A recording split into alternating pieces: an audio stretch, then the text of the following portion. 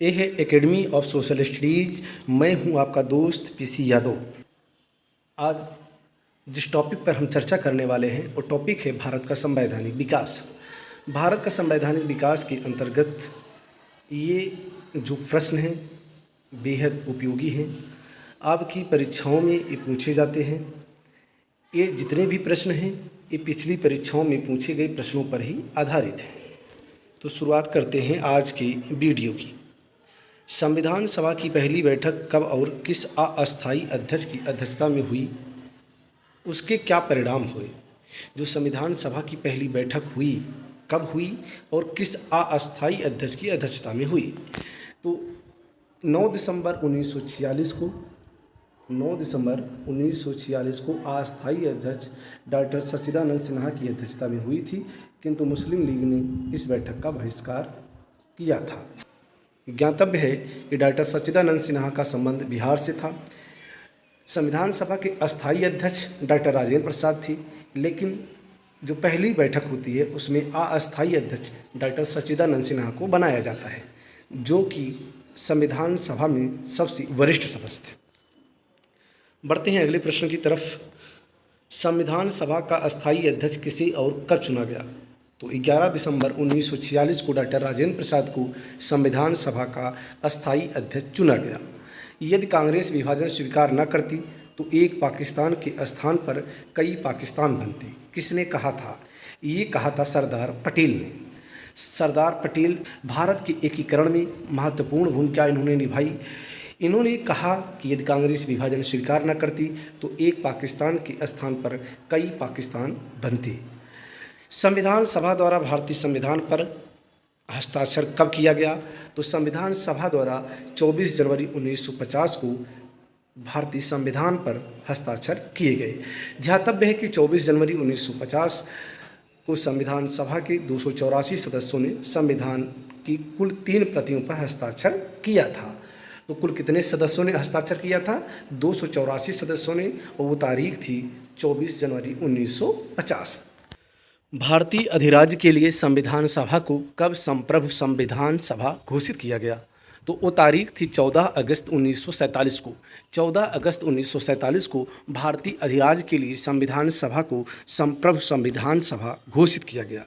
भारतीय उपनिवेश के लिए प्रभुसत्ता संपन्न संविधान सभा के प्रथम अध्यक्ष कौन थे, तो वो थे डॉक्टर राजेंद्र प्रसाद। डॉक्टर राजेंद्र प्रसाद को संविधान सभा द्वारा भारत का प्रथम राष्ट्रपति कब चुना गया, तो वो चुना गया 24 जनवरी 1950 को। आपको मालूम है कि संविधान सभा ही संसद के रूप में भी कार्य करती थी, तो संविधान सभा ने 24 जनवरी 1950 को प्रथम राष्ट्रपति के रूप में डॉक्टर राजेंद्र प्रसाद का चुनाव किया। भारतीय संविधान कब लागू हुआ, तो भारतीय संविधान 26 जनवरी 1950 को लागू हुआ। मूल भारतीय संविधान में कुल कितने अनुच्छेद, अनुसूचियाँ एवं भाग थी? यहाँ से जो प्रश्न आता है वो फंसाने वाला होता है। यहाँ मूल शब्द है, तो मूल भारतीय संविधान में कुल कितने अनुच्छेद हैं, तो 395 अनुच्छेद, 8 अनुसूचियाँ एवं 22 भाग हैं। देखा जाए तो वर्तमान समय में भी कुल 395 अनुच्छेद ही हैं, लेकिन उसमें जो विभिन्न संशोधन किए गए उसमें A, B, C करके बढ़ाया गया। हालांकि वैसी संख्या तो बढ़ती है, लेकिन 395 ही लिखित रूप में मानी जाती है, क्योंकि 395 में अनुच्छेद जो हैं उसी के अंतर्गत ही बढ़ाए गए हैं। रही बात अनुसूचियों की, तो अनुसूचियाँ हो गई हैं 12 अनुसूचियाँ वर्तमान समय में हैं, लेकिन मूल संविधान में 8 अनुसूचियाँ थी। तो भारतीय संविधान में किस अनुच्छेद के तहत उसके लागू किए जाने के संबंध में प्रावधान किया गया, तो अनुच्छेद 394 के तहत। यह संविधान के प्रारंभ के बारे में है, जिसके अनुसार कुछ उपबंध तुरंत अर्थात 26 नवंबर 1949 से और शेष 26 जनवरी 1950 को प्रवृत्त होंगे। आप भारतीय संविधान की जब प्रस्तावना पढ़ते हैं तो वहाँ लिखा है कि 26 नवंबर 1949 को हम आत्मर्पित करते हैं, यानी इस संविधान सभा के द्वारा उसको वहीं पर लागू कर दिया जाता है 26 नवंबर 1949 को।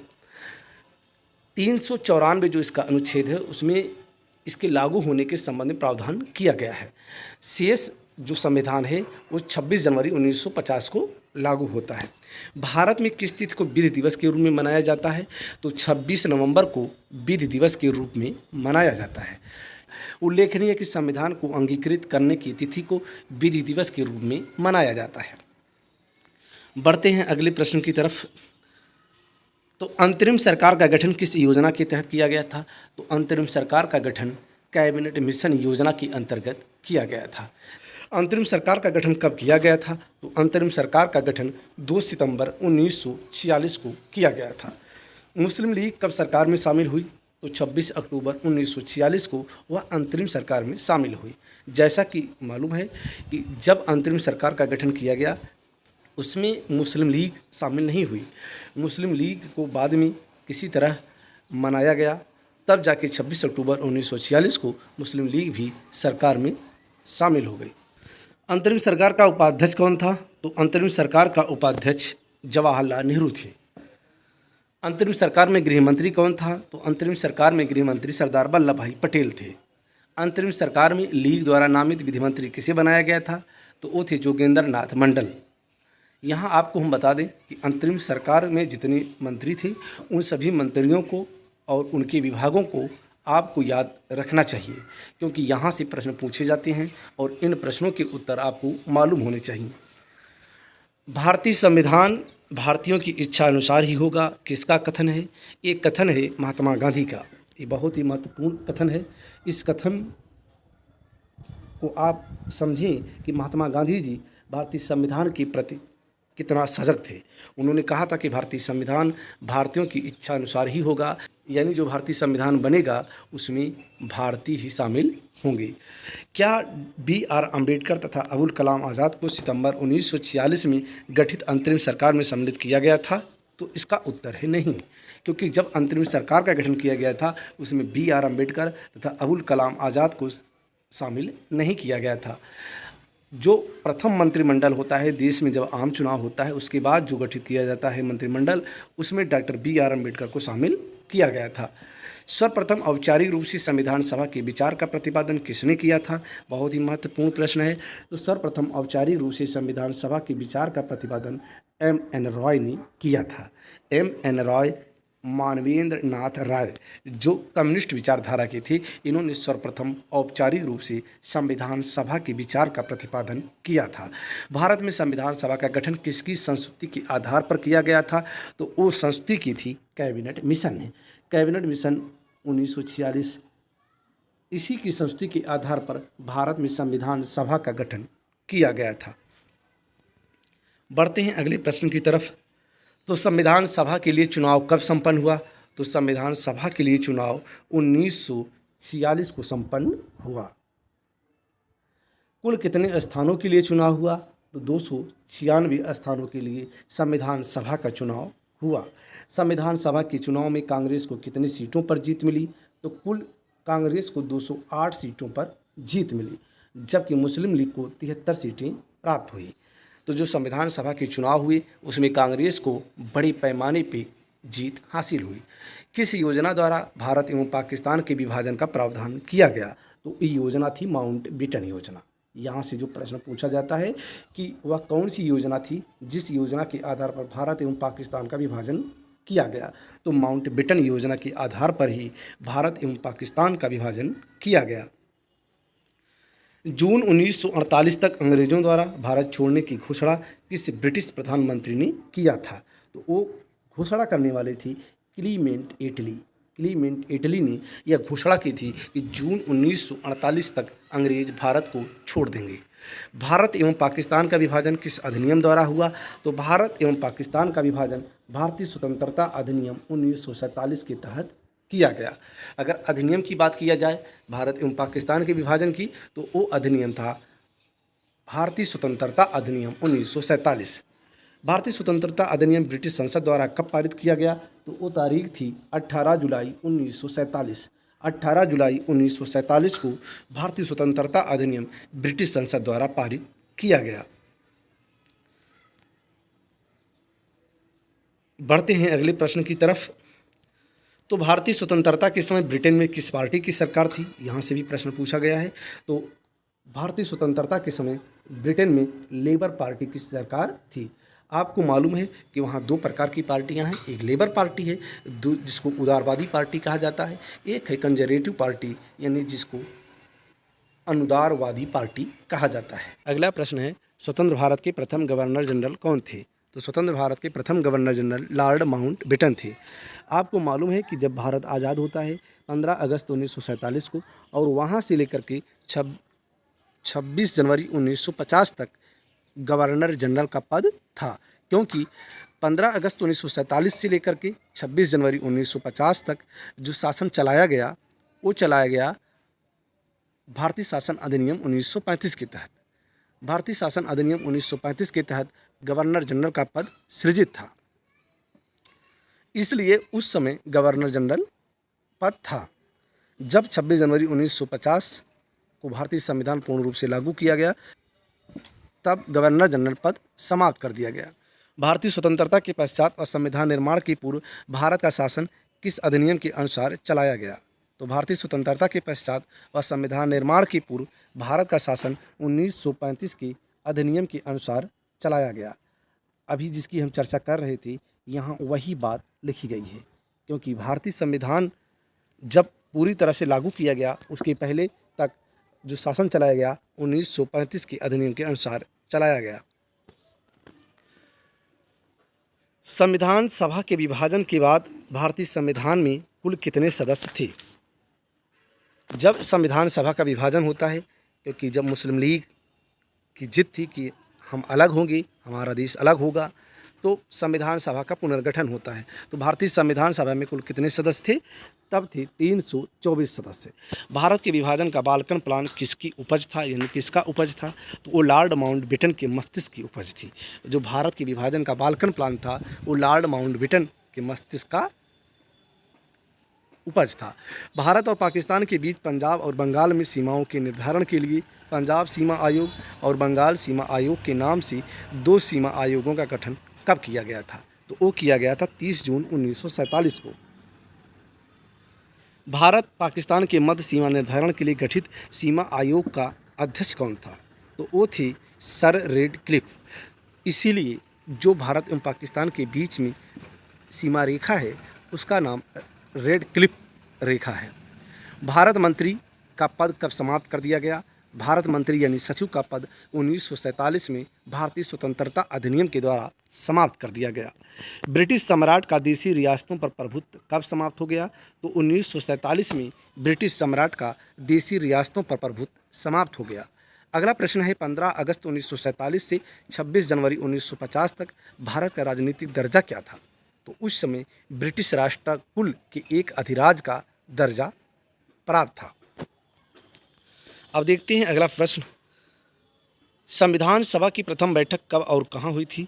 तो वो हुई थी 9 दिसंबर 1946 को नई दिल्ली में। संविधान सभा की स्थापना कब की गई थी? तो 9 दिसंबर 1946 को। ध्यातव्य है कि संविधान सभा का गठन उस तिथि से माना जाता है जिस तिथि को वायसराय ने संविधान सभा की प्रथम बैठक को बुलाया था।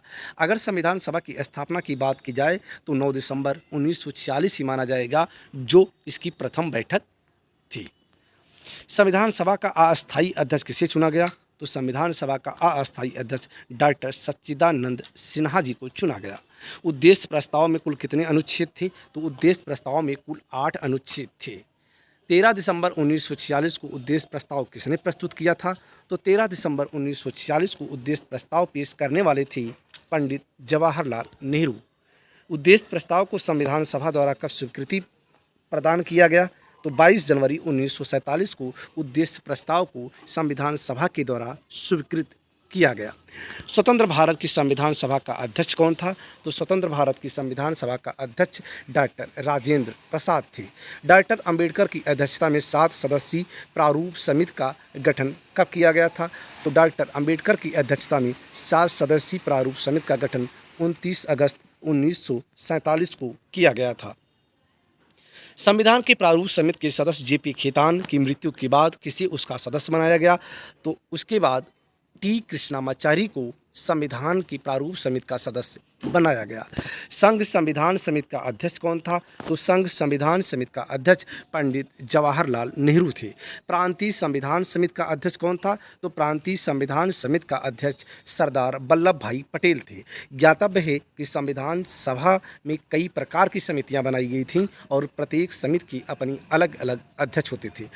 सरदार वल्लभ भाई पटेल को प्रांतीय संविधान सभा का अध्यक्ष बनाया गया। ध्यातव्य है कि सरदार पटेल अल्पसंख्यक एवं मूल अधिकार समिति के भी अध्यक्ष थे।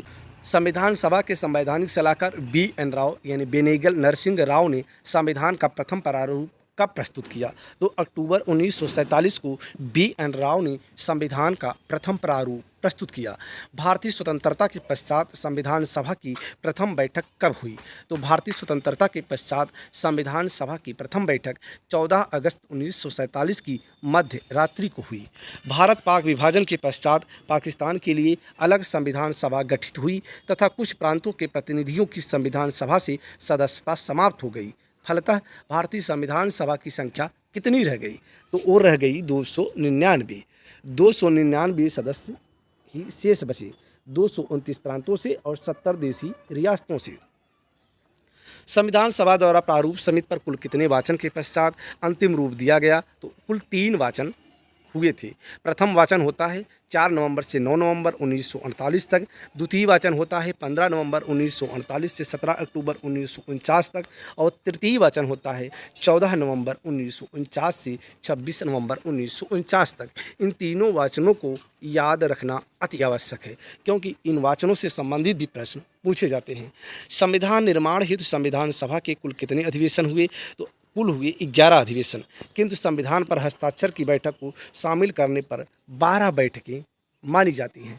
यहाँ से जो प्रश्न आता है वो विवादित है। अगर कहीं संविधान निर्माण हेतु संविधान सभा के कुल कितने अधिवेशन हुए, अगर उन विकल्पों में 12 नहीं है 11 है तो आप 11 उत्तर देंगे, लेकिन अगर 11 भी है 12 भी है तो आप उस जगह 12 को सही उत्तर मानेंगे। संविधान सभा द्वारा कुल कितने दिन संविधान के प्रारूप पर विचार विमर्श किया गया? तो संविधान सभा द्वारा कुल 114 दिन तक इसके प्रारूप पर विचार विमर्श किया गया। भारतीय संविधान को संविधान सभा द्वारा कब अंगीकृत किया गया? तो भारतीय संविधान को संविधान सभा द्वारा 26 नवंबर 1949 को अंगीकृत किया गया। संविधान निर्माण में कुल कितना दिन लगा? तो 2 वर्ष 11 माह 18 दिन का समय लगा। संविधान सभा की अंतिम बैठक कब हुई? तो संविधान सभा की अंतिम बैठक 24 जनवरी 1950 को हुई। तो इसी के साथ ये वीडियो यहीं पर समाप्त होता है।